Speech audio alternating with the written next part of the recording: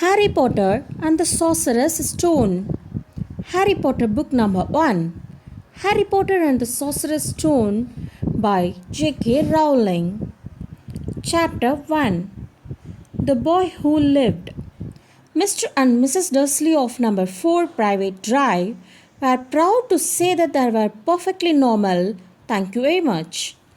They were the last people you would expect to be involved in anything strange or mysterious because they just didn't hold with such nonsense. Mr. Dursley was the director of a firm called Grunnings, which made drills. He was a big, beefy man with hardly any neck, although he did have a very large moustache. Mrs. Dursley was a thin and blonde and had nearly twice the usual amount of neck, which came in very useful as she spent so much of her time craning over garden fences, spying on neighbors.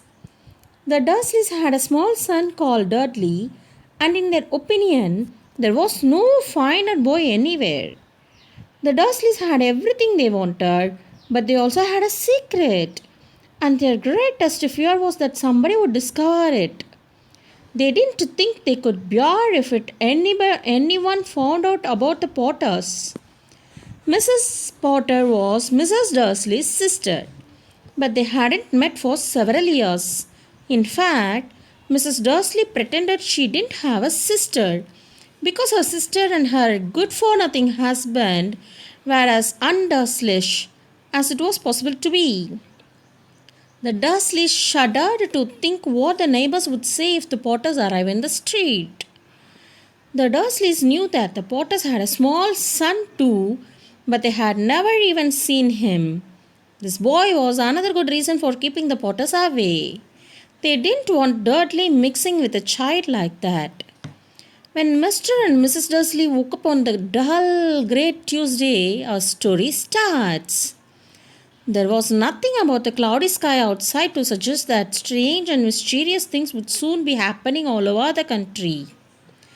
Mr. Dursley hummed as he picked out his most boring tie for work, and Mrs. Dursley gossiped away happily as she wrestled a screaming Dudley into his high chair. None of them noticed a large tawny wolf flutter past the window. At 8:30, Mr. Dursley picked up his briefcase, pecked Mrs. Dursley on the cheek, and tried to kiss Dudley goodbye, but missed because Dudley was now having a tantrum and throwing his cereal at the walls. "Little tyke!" chortled Mr. Dursley as he left the house. He got into his car and backed out of number 4's drive. It was on the corner of the street that he noticed the first sign of something peculiar. A cat reading a map.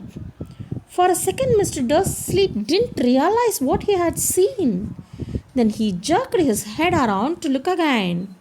There was a tabby cat standing on the corner of Private Drive, but there wasn't a map in sight. What could he have been thinking of? It must have been a trick of the light. Mr. Dursley blinked and stared at the cat. It stared back. As Mr. Dursley drove around the corner and up the road, he watched the cat in his mirror. It was now reading the sign that said Private Drive. No, looking at the sign. Cats couldn't read maps or signs. Mr. Dursley gave himself a little shake and put the cat out of his mind. As he drove toward town, he thought of nothing except a large order of drills he was hoping to get that day. But on the edge of town, drills were driven out of his mind by something else. As he sat in the usual morning traffic jam, he couldn't help noticing that there seemed to be a lot of strangely dressed people about. People in cloaks. Mr. Dursley couldn't bear people who dressed in funny clothes. The get-ups you saw on young people, he supposed this was some stupid new fashion. He drummed his fingers on the steering wheel, and his eyes fell on a huddle of these waits standing quite close by. They were whispering excitedly together. Mr. Dursley was enraged to see that a couple of them weren't young at all. Why that man had to be older than he was and wearing the emerald green cloak? The nerve of him. But when it struck Mr. Dursley that this was probably some silly stunt, these people was obviously collecting for something. Yes, that would be it. The traffic moved on, and a few minutes later, Mr. Dursley arrived in the Grunnings parking lot, his mind back on drills. Mr. Dursley always sat with his back to the window in his office on the ninth floor. If he hadn't, he might have found it harder to concentrate on drills that morning. He didn't see the owls swooping past in the broad daylight, though people down in the street did. They pointed and gasped open mouthed as owl after owl sped overhead. Most of them had never seen an owl even at night time. Mr. Dursley, however, had a perfectly normal, owl-free morning. He yelled at 5 different people. He made several important telephone calls and shouted a bit more. He was in a very good mood until lunchtime, when he thought he would stretch his legs and walk across the road to buy himself a bun from the bakery. He would forgotten all about the people in cloaks until he passed a group of them next to the bakers. He eyed them angrily as he passed. He didn't know why, but they made him uneasy. This bunch were whispering excitedly too, and he couldn't see a single collecting tin. It was on his way back past them, clutching a large doughnut in a bag, that he caught a few words of what they were saying. The Potters, that's right, that's what I heard. Yes, their son, Harry. Mr. Dursley stopped dead. Fear flooded him. He looked back at the whispers as if he wanted to say something to them, but thought better of it. He dashed back across the road, hurried up to his office, snapped at his secretary not to disturb him, seized his telephone, and had most finished dialing his home number when he changed his mind. He put the receiver back down and stroked his mustache, thinking, no, he was being stupid. Potter wasn't such an unusual name. He was sure there were lots of people called Potter who had a son called Harry. Come to think of it, he wasn't even sure his nephew was called Harry. He would never even seen the boy. It might have been Harvey or Harold. There was no point in worrying Mrs. Dursley. She always got so upset at any mention of her sister. He didn't blame her if he would have had a sister like that, but all the same, those people in clocks. He found it a lot harder to concentrate on drills that afternoon and when he left the building at 5 o'clock. He was still so worried that he walked straight into someone just outside the door. Sorry, he grunted, as the tiny old man stumbled and almost fell.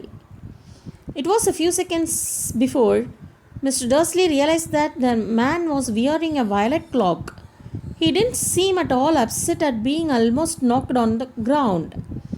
On the contrary, his face split into a wide smile and he said in a squeaky voice that made passers-by stare, "Don't be sorry, my dear sir, for nothing could upset me today.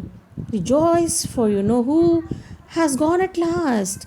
Even muggles like yourself should be celebrating this happy, happy day." And the old man hugged Mr. Dursley around the middle and walked off. Mr. Dursley stood rooted to the spot. He had been hugged by a complete stranger. He also thought he had been called a muggle, whatever that was. He was rattled. He hurried to his car and set off for home, hoping he was imagining things which he had never hoped before, because he didn't approve of imagination. As he pulled into the driveway of number 4, the first thing he saw, and it didn't improve his mood, was the tabby cat he would spotted that morning. It was now sitting on his garden wall. He was sure it was the same one. It had the same markings around his eyes. "Shoo!" said Mr. Dursley loudly. The cat didn't move. It just gave him a stern look. Was this normal cat behavior? Mr. Dursley wondered. Trying to pull himself together, he let himself into the house. He was still determined not to mention anything to his wife. Mrs. Dursley had a nice normal day. She told him over dinner all about Mrs. Next Door's problems with her daughter and how Dudley had learned a new word, won't. Mr. Dursley tried to act normally. When Dudley had been put to bed, he went into the living room in time to catch the last report on the evening news. And finally, bird watchers everywhere have reported that the nation's owls have been behaving very unusually today. Although owls normally hunt at night and are hardly ever seen in daylight, there have been hundreds of sightings of these birds flying in every direction since sunrise. Experts are unable to explain why the owls have suddenly changed their sleeping pattern. The newscaster allowed himself a grin. Most mysterious, and now over to Jim McCuffin with weather. Going to be any more shows of owls tonight, Jim? Well, Ted, said the weatherman, I don't know about that, but it's not only the owls that have been acting oddly today. Viewers as far apart as Kent, Yorkshire, and Dundee have been phoning to tell me that instead of the rain I promised yesterday, they've had a downpour of shooting stars. Perhaps people have been celebrating bonfire night early. It's not until next week, folks, but I can promise a wet night tonight. Mr. Dursley sat frozen in his armchair. Shooting stars all over Britain. Owls flying by daylight. Mysterious people in clocks all over the place. And a whisper about the Potters. Mrs. Dursley came into the living room carrying 2 cups of tea. It was no good. He would have to say something to her. He cleared his throat nervously. Petunia dear, you haven't heard from your sister lately, have you? As he had expected, Mrs. Dursley looked shocked and angry. After all, they normally pretended she didn't have a sister. No, she said sharply. Why? Funny stuff on the news. Mr. Dursley mumbled. Owls, shooting stars, and there were a lot of funny looking people in town today. So? Snapped Mrs. Dursley. Well, I just thought maybe it was something to do with, her crowd. Mrs. Dursley sipped her tea through pursed lips. Mr. Dursley wondered whether he dared tell her he would have the name Potter. He decided he didn't dare. Instead, he said, as casually as he could, their son, he would be about Dudley's age now, would be? I suppose so. And said Mrs. Dursley stiffly. What's his name again? Howard, isn't it? Harry. Nasty. Common name, if you ask me. Oh yes, said Mr. Dursley, his heart sinking horribly. Yes, I quite agree. He didn't say another word on the subject as they went upstairs to bed. While Mrs. Dursley was in the bathroom, Mr. Dursley crept to the bedroom window and peeped down into the front garden. The cat was still there. It was staring down Private Drive as though it were waiting for something. Was he imagining things? Could all this have anything to do with the Potters? If it did, if it got out that they were related to the pair of, well, he didn't think he could bear it. The Dursleys got into bed. Mrs. Dursley fell asleep quickly, but Mr. Dursley lay awake, turning it all over in his mind. His last comforting thought before he fell asleep was that even if the Potters were involved, there was no reason for them to come near him and Mrs. Dursley. The Potters knew very well what he and Petunia thought about them and their kind. He couldn't see how he and Petunia could get mixed up in anything that might be going on. He yawned and turned over. It couldn't affect them. How very wrong he was. Mr. Dursley might have been drifting into an uneasy sleep, but he cat on the wall outside was showing no sign of sleepiness. It was sitting as still as a statue, its eyes fixed unblinkingly on the far corner of Private Drive. It didn't so much as squeal when a car door slammed on the next street, nor when two owls swooped overhead. In fact, it was nearly midnight before the cat moved at all.